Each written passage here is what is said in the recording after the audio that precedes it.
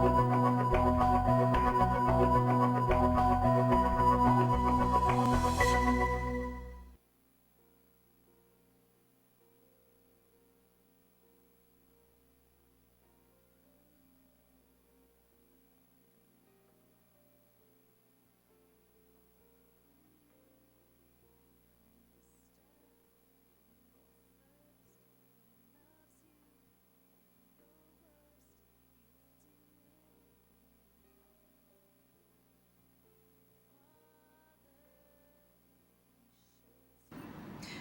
day to you, Guyana, and welcome to Facing the Nation. I am Malika Ramsey. Thank you very much for joining us this week. This week's program is designed to focus on two sectors, basically the business sector and also the health sector. Of course, as you know, in recent weeks and in recent months, there's been much talk about the economy, what's happening with Guyana's economy. There were some persons who were a bit worried that things seemed a bit slow. We previously heard sentiments in various sections of the media coming from the Minister of Business, but I'm happy to say that he's here to talk to you about Guyana's business sector today and the economy, and more or less to put some of those fears to rest. Like I said, we had persons who were saying that the economy is in a bad state, and there are other persons who are saying that is somewhat expected and it is not in a completely bad state. So the Minister of Business is here to clear that up today. But before I introduce the Minister of Business, coming up in the second half of the program, I'm expected to be chatting with the Chief Medical Officer, of course, Dr. Shamdi Prasad. As you would have recently also heard in the news, that there have been reports that there's an increase in HIV and AIDS cases in Guyana. Dr. Prasad is here to talk about the Guyana's continued fight against HIV. So stay tuned for that a little later on in the program. But now on to the business sector. The Honorable Minister of Business, Dominic Gaskin. Welcome back to Facing the Nation, sir. Good afternoon, viewers. Good afternoon, Malika. Thank you very much for having me. Great to have you. And I should also use this opportunity to extend congratulations to you. We would have just observed, the APNUAFC government would have just observed 1 year in office, which means the Minister of Business is 1 year in office. And I trust that you would have gotten most of what you would have set out to achieve in that year, if not everything, sir. Yes, this 1-year-old minister is satisfied with the progress that we have made in the 1 year, but most of it was spent preparing for the next 4 years, more or less. Okay. In terms of preparing for the next 4 years, have you been able to map out specific plans and programs that can, take us as we go along into 4 years? Yes, we are actually working on a strategic plan, and most of our activities are actually geared towards improving the business environment, because we have 5 main goals that we are working towards, but the number one goal, reflecting the magnitude of the problem, is really improving the environment for businesses. For business. All right. Let's start. I'm happy that you started off by talking about improving the business environment. Now, as I said before, there's been much talk about the economy. As you draft these plans and strategize to see how we can improve Guyana's business environment, how is that going to be related to what is happening with the economy, or I should say the perception that the economy is in somewhat of a bad state? Well, I'm glad you used the word perception, because the truth is that Guyana's economy is a growing economy. Okay. And, this is in a time and in a world when a lot of other economies are slowing down and experiencing decline. I mean, if we look at our neighbors, Brazil, Venezuela, Trinidad, Barbados, they're all experiencing economic decline. I think Barbados, Trinidad have not experienced more than 1% growth over the last 2 years. And this is abnormal compared to what would have happened in the past? Yes, certainly. Okay. And Brazil is experiencing negative growth, meaning the economy is actually shrinking. Okay. And Venezuela's economy is almost dysfunctional. So And that's just close to home. You know, all around the world, countries are in various states of decline, or some are doing well, of course. But we experienced 3% growth last year, and this year we are projected to achieve above 4%. That's not bad at all by any stretch of the imagination. Okay. How, in terms of growth, you said 3% and above 4%. What is the maximum? How far are you expecting this growth to go within, let's say, within now and the next 4 years? What are you expecting, or projecting, I should say? Well, we would love to see, consecutive years at around 7%. Of course, that's not easy to achieve, and it depends on a number of factors. And one of the things to take into consideration is the size of our economy. We are a small economy, and it's difficult to attract foreign investment into a small economy, especially when, we in a time when a lot of international investors are increasingly looking at host country marketplace in order to for returns on their investment. So, that does place us at a disadvantage. But nevertheless, there are other factors that place us at an advantage. We do have natural resources. We are a wealthy country. I noticed yesterday in the Guyana Times, the former president, Barra Jagdeo, was quoted as, projecting doom and gloom for Guyana's economy. Yes. And I mean, that might be his vision for Guyana, but it certainly is not the government's vision, because we see opportunities, and I can tell you that there are others who see opportunities. We are, inundated with expressions of interest. People see with the recent oil discovery that there is potential here, things can happen, and a lot of attention is being focused on Guyana right now, and that has a spin-off effect. If people are looking at your economy and thinking about it, that alone, generates its own interest. So I am optimistic. But having said that, yes, from all reports, there has been a slowdown in consumer spending. Okay. And that is troubling, and we need to wait to get more data on that. I believe that will be reflected in the Minister of Finance's half-yearly report. And then we could actually see, which are the areas in which the economy is not doing so well, and maybe how we can address, that. So it's not something that we are not concerned about. Okay. But I don't think our economy is any We're not sort on the of brink crisis. of disaster. No, is it? no, Okay. no, certainly not. Okay, sir. You talked about, just a few moments ago, you talked about difficulties in in attracting international investment.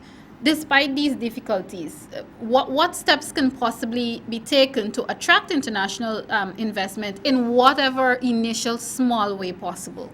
Yeah, but one of the factors that attract investors is really how good a place to do business is this country. Are we an attractive economy to invest in? Is it an easy place to operate a business and to make profits? And I think Guyana's ranking in the global ease of doing business, or doing business index, which reflects the ease of doing business in Guyana, has been poor over the last decade or so, since it actually started. Okay. We are currently 137th out of 189 countries surveyed, which is not a place that we want to be. The index is actually a survey carried out in various areas that affect businesses. And we have actually, at our ministry, literally disaggregated each one of those areas into the specific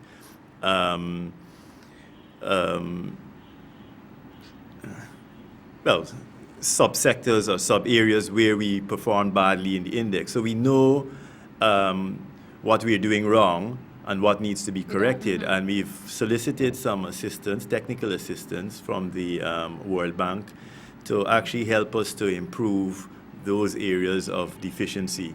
So we are actively and systematically working towards improving the ease of doing business in Guyana. Because if we can lower our ranking on that global index, it's something that investors do look at and they take it seriously. Yes. So if we can move from 137, much further down, let's say to somewhere between 50th and 80th on that ranking, it would give a tremendous boost and make our economy more attractive. Okay, all right. I know you haven't, because we've just completed the very major celebrations and activities for Guyana's 50th anniversary. I know it is unfair. You probably would not have gotten a chance as yet to look at the figures, examine the figures, and see exactly what would have contributed from that event to Guyana's economy. But are you expecting that it would be a significant contribution to the economy, that it would have been a significant contribution to the economy? Yes, I do think the influx of, I don't know the figures, but Yes, thousands understand. of people coming from overseas into Guyana during that 1 month period, some are still here, that does have an impact on our economy, especially because it's a small economy. And Yes. that amount of people coming, spending money, having a good time would have contributed to a significant increase in consumer spending during the month of May. And that would have impacted on our economy. And I would say, yes, I'm comfortable using the word significant. It would have had a Okay. significant impact. Because, just to use an analogy, in many countries, retail businesses lose money for many months of the year. And come Christmas, There's they the make up boom. for everything. So this was our Christmas, and we still have our Christmas Still coming have in Christmas December. to come, so we can see more persons coming, and especially viewers, of course, especially with the additions, especially in terms of our city and the various towns and so on across Guyana, where we're seeing great improvement in terms of the physical aspects of the environment. We can expect much more persons. If you're now tuning in, of course, this is Facing the Nation. Today, I began the program by chatting with the Minister of Business. We're talking about the economy and other matters as it relates to Minister Gaskin's sector. I want to talk about GuyExpo now, sir. GuyExpo 2016. That was one of the things that everyone looked forward to after having somewhat of a break from it. How successful was GuyExpo 2016 in your estimation? Right. The final report on GuyExpo is not yet out. Okay. I've just received a preliminary report, which I'm still examining. However, it is difficult to actually assess the success or failure of an event like GuyExpo 2016. And I say that because GuyExpo 2016 was a special GuyExpo. It was designed really to showcase Guyana in celebration of our 50th anniversary. Yeah. And so therefore we focused a little less on what some of the normal objectives that we would have wanted, from an event like that. And we wanted to make it into a showpiece. Okay.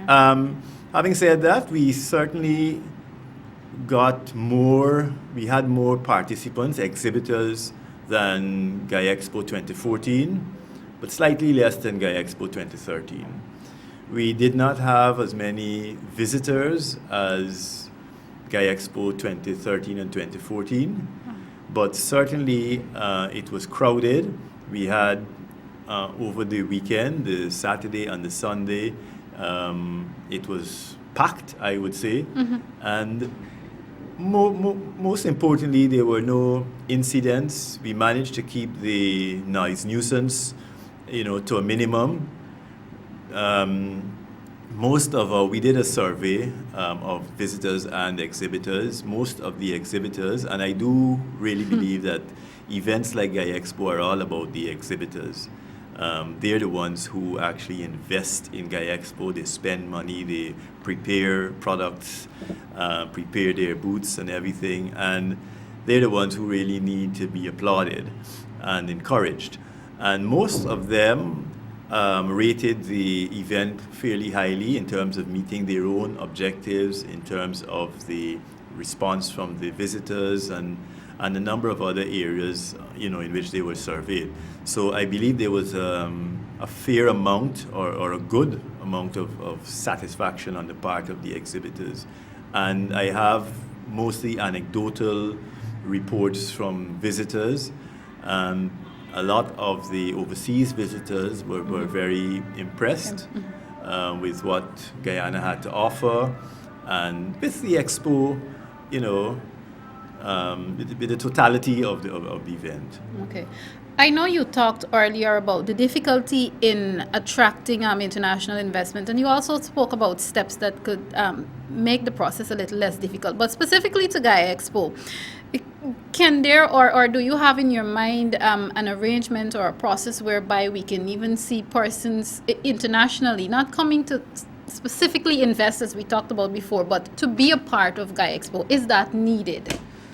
Yeah, I think it's a logical extension of the expansion or growth or development of an event like GuyExpo, because it can't stagnate. It has to keep improving and keep developing. And what I would ideally like to see is GuyExpo becoming the #1 regional expo in 10 years' time. And I think this is entirely possible, but it will require some upfront investment and preparation and a strategic approach. And once the government decides that this is something that it wants to do, because it's bigger than just one ministry, unfortunately. Yes. So it will have to. I will have to propose something that can persuade government to go in that direction. Well, we look forward to that. And I think once that decision is made, then we have to really take a no-nonsense approach to GuyExpo. It has to be a business expo, and that has to be emphasized. We understand that the exhibitors rely on the crowds to come in to sell, but it can't just be a big marketplace. Okay. It has to be a tool in business development. It has to be an event that promotes business, that promotes linkages, and ultimately promotes Guyana and its exports. So we have to strategically work our way towards where we want to take GuyExpo. So in saying all of that, then, there would not necessarily be a need for a GuyExpo and a Business Expo. Is that accurate? Not necessarily. However, we did, even though Business Expo, which was held last year, 6 months ago, was different from GuyExpo in that the visitors were significantly less, and also we catered mostly to small businesses, so there weren't that many big companies involved, and but even though we had less visitors, I'm still getting feedback from exhibitors who are saying that they're still getting follow-up orders, and the interactions with the visitors were a lot more meaningful, because it wasn't based on crowds streaming past their booths and maybe distracting them, asking for giveaways and all of that. I think the people who visited this time didn't come to party and didn't come to be entertained. They really came to see what the businesses had to offer, and some of them came to buy, and some of them were business people who came to place orders. And a lot of business was actually done during, but more after the event. So there was a lot of satisfaction, from that aspect of it. And so there certainly is room for that kind of event that is not overcrowded, but is more targeted. And the jury is still out on whether there's room for more than one expo. We have a facility there, the National Exhibition Center, yes. and it has to do more, Than has to just play a bigger role than once just a year, once a I year. know. You Yes. know, once a month we should be having, big events there. Not all the same type, but different types of events. All right. Sir, it has been a pleasure and it's been fully informative as I usually enjoy my conversations with you. But before I begin to wrap up my conversation with you, is there a next big project or a next significant project that the Ministry of Business is currently eyeing that Guyanese can look forward to, and not only Guyanese, but the economy can be the beneficiaries? Are there anything else at this point in the pipeline that you can probably speak about publicly or identify? That depends on the private sector, because those are the investors. We have an oil discovery that is significant and that can really be a game changer. And a lot of us are looking on and waiting to get something more definitive on that, because, everything else sort of pales in comparison to something like that, because it does have the potential to change our economy. And the kind of spin-offs that it can produce or create, we'll see different kinds of businesses, new types of businesses entering our economy. But that's not for me to provide or to produce. That all depends on the investor. And in so many other areas, what I'd like to say is that I certainly would welcome investments in our economy.